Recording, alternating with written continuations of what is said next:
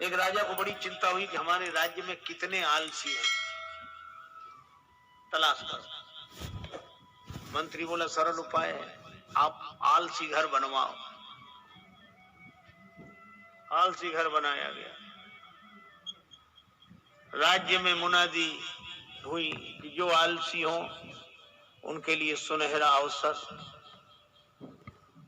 आलसी घर में पधारें,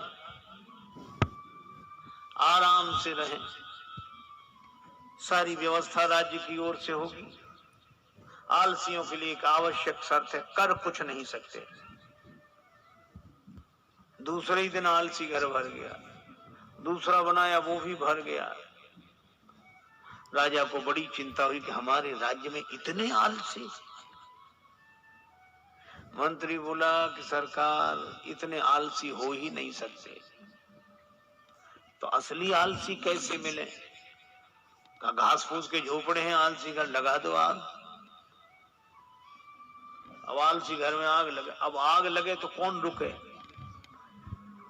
आग लगी, सब भागे।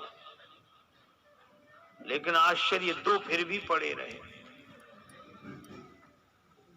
एक आलसी दूसरे से कह रहा था कि अब तो झोपड़े में ही आग लग गई, उठकर चिलम जला ले।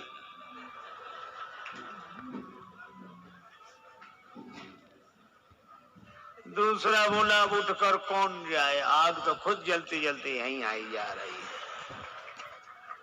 मंत्री ने कहा कि महाराज यही दो हैं, बाकी नहीं है।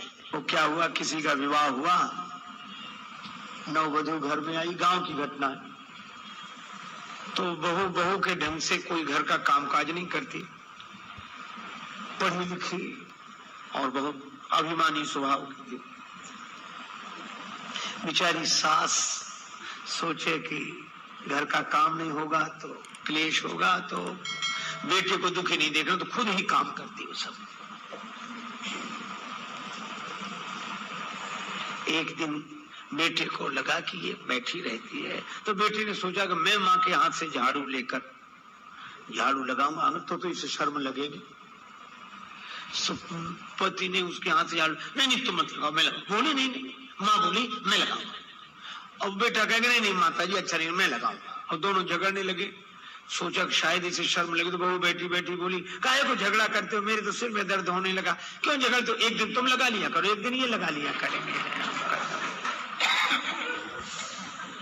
बोलो, किसी आदमी का विवाह हुआ, पत्नी के साथ घर में आया बेटा, तो बहुत दुखी। पत्नी ने कहा क्या हुआ? बोले देखो तो तुमने मेरे पीछे अपने माता पिता का त्याग कर दिया। पत्नी बोली वो तो सब करते हैं, उसमें क्या है? बोले नहीं, समानता का युग है, मैं भी समानता का आदर्श उपस्थित करूंगा। कैसे? बोले हे देवी, तुमने मेरे पीछे अपने माता पिता का त्याग किया, तो हम तुम्हारे पीछे अपने माता पिता का त्याग करते हैं। हो गई समानता। अरे भाई, एक आदमी बोला माँ बाप दोनों बराबर, उसमें क्या है? अरे हमने कहा ये शब्द ही अंतर बताते हैं।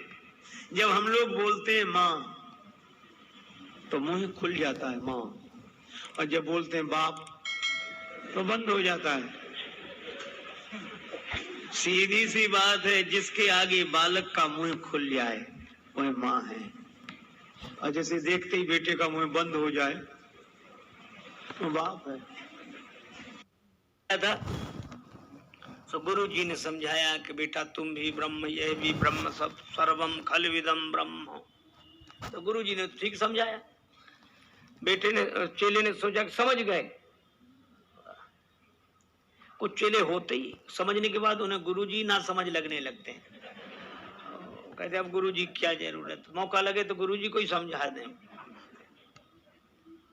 अब जहां जाए वो इसके अलावा कोई बात ना करे, मैं भी ब्रह्म, तुम भी ब्रह्म, सब ब्रह्म, सब ब्रह्म।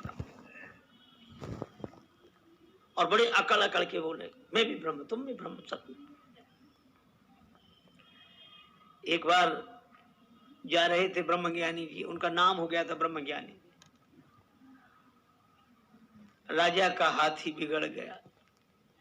महावत चिल्ला चिल्ला के कह रहा था सामने से हट जाओ, जो जाओ वहां से हट जाओ, हाथी हमारे कंट्रोल में नहीं है, तुम्हारा कुछ बिगड़ जाए तो हम जिम्मेवार नहीं हैं। वो चिल्ला चिल्ला के कह रहा था। ब्रह्म ज्ञानी जी 2-4 लोगों के बीच में थे। लोगों ने कहा कि चलो महाराज चलो। बोले कहाँ? आना जाना कहाँ है? सब जगह ब्रह्म है। अरे कहा महाराज वो महावत करा चिल्ला चिल्ला के हाथी। इतने दिन हो गए सत्संग करते, अभी भी तुम्हें हाथी में ब्रह्म नहीं दिखाई दे रहा। तुम्हारी दृष्टि में हाथी है, तुम जाओ, हमारी दृष्टि में तो ब्रह्म है। हम भी ब्रह्म, हाथी भी ब्रह्म। ब्रह्म दो है नहीं, तो जब दो है नहीं तो ब्रह्म ब्रह्म को मारेगा कैसे, मिटाएगा कैसे? लोगों ने कहा कि महाराज बाद में करना, ये प्रवचन अभी चलाओ, ये व्याख्यान बाद में करना। बोले नहीं, हम कोई कमजोर ज्ञानी है, सच्चे ज्ञानी। खड़ा रहा वो, सब तो भाग गए, वही खड़ा अकड़ा। हाथी आया, महावत फिर चिल्लाया हट जा। वो ना मैं हटूं।